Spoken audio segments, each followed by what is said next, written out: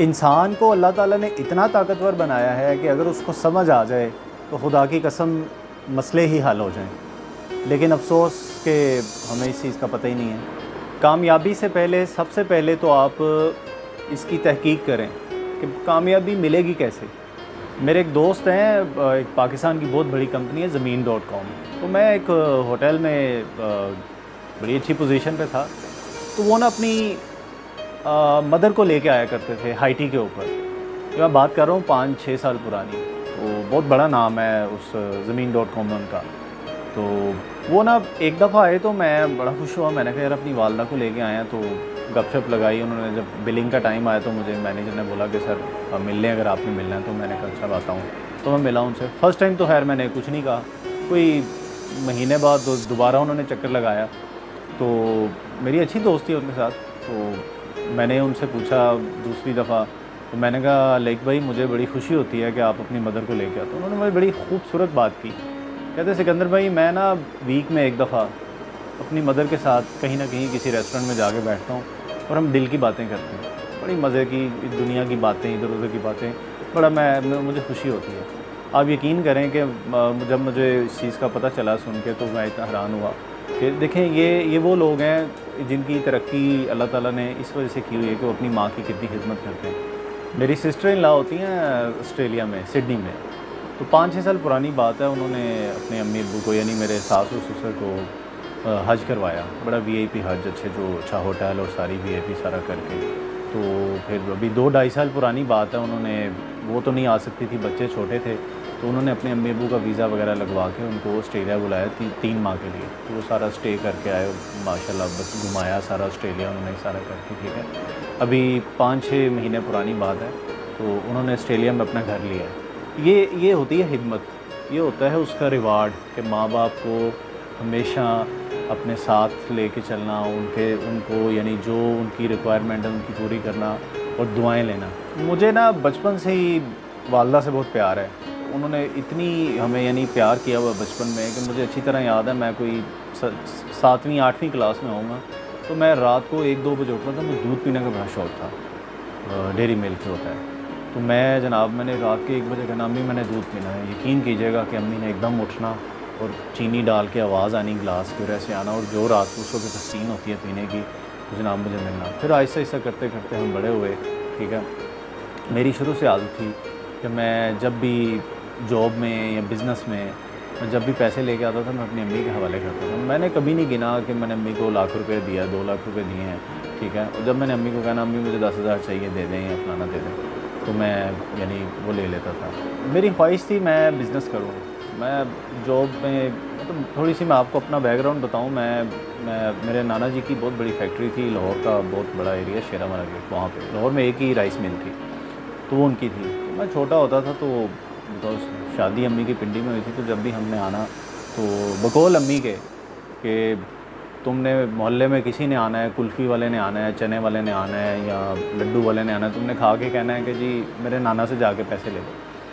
तो एक वो कॉन्फिडेंस बचपन से ही अंदर था।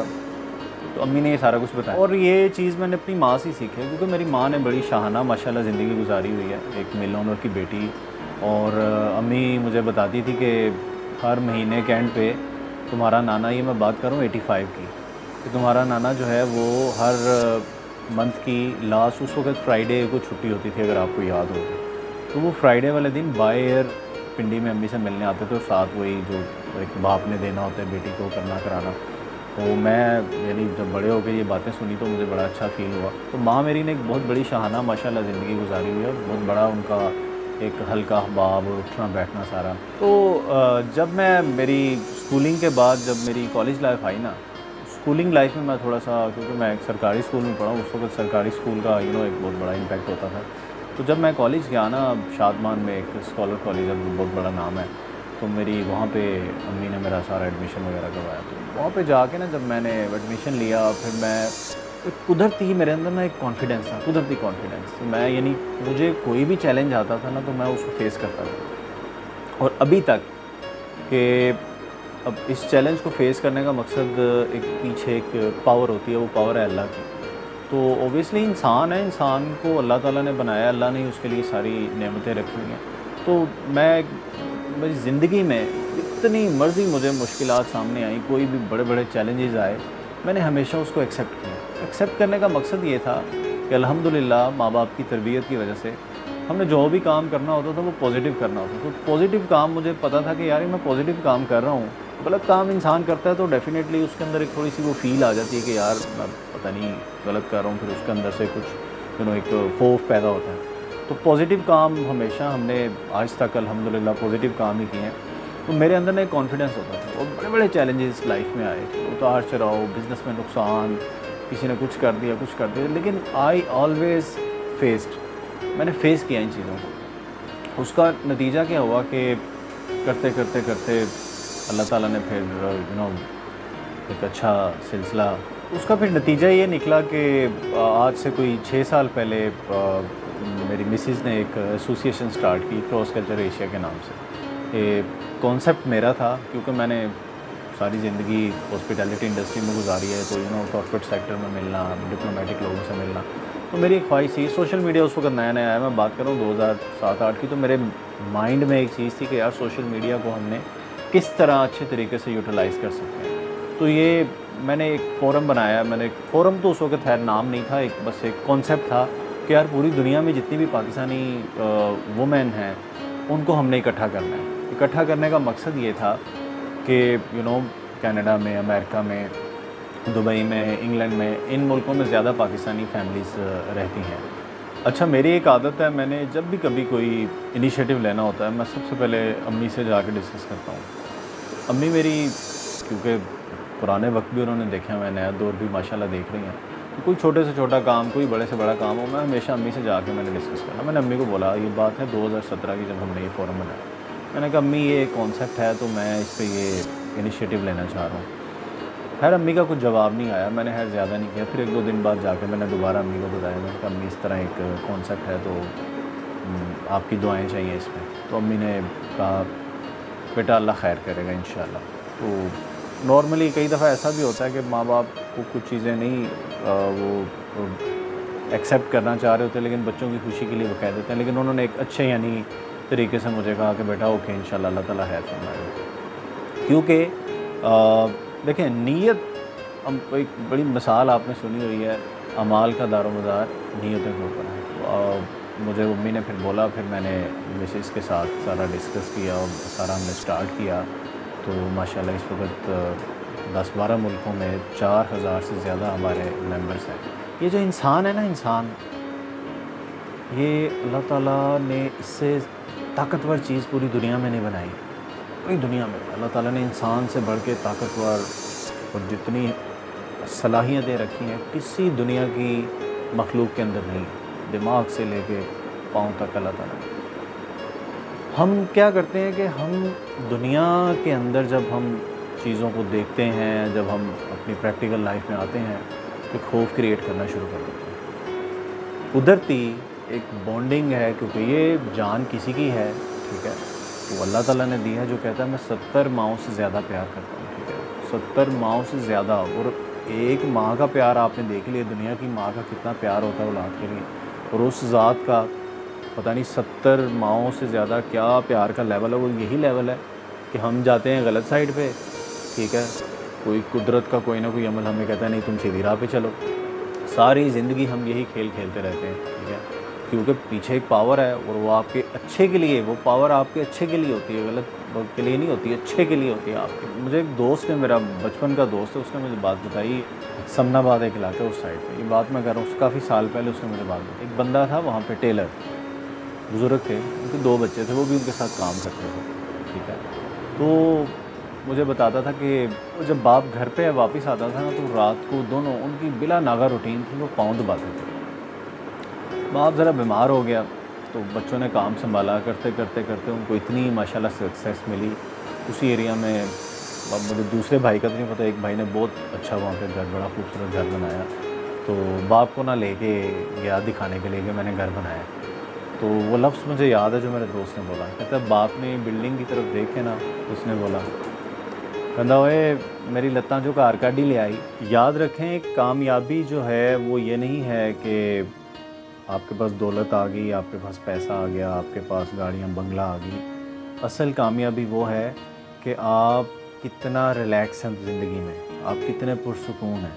अच्छा, कामयाबी जो है वो आपको एक हमेशा ज़िंदगी में चीज़ याद रखिएगा, जब आप माँ बाप की खिदमत कर रहे होते हैं ना, तो आपको कहीं ना कहीं से अल्लाह ताला अपॉर्चुनिटीज़ आपके पास भेज रहा होता है।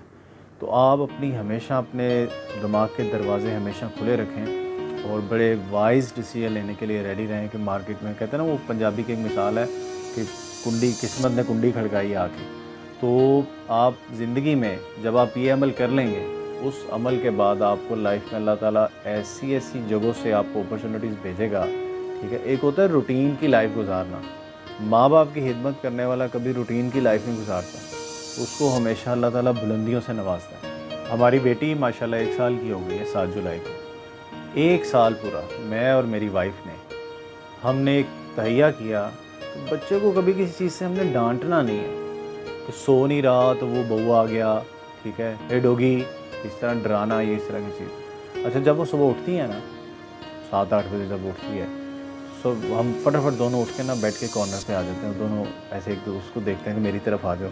वो मेरी तरफ आती है हमेशा, मुझे बड़ी खुशी होती है। लेकिन जब उसने मदर फीड करना होता है, जब उसको भूख लगी होती है, फिर उसने बाप को नहीं देखना, उसने माँ की तरफ ही जाना है। तो पूरा 1 साल हमने क्या किया, कोई दुनिया का ऐसा काम टाइम हमने अपना निकाल के अपने बेबी के साथ हमने टाइम गुजारा। उसके साथ खेलना है, उसको गार्डन लेके जाना है। ये वो चीज़ें हैं जो फिर फ्यूचर में आपको पे करती हैं। बच्चे आपके बड़े होते हैं, तो जब आप फिर एक्सपेक्ट करते हैं कि हमारे बच्चे फ्यूचर में हमारा जो है वो सहारा बने।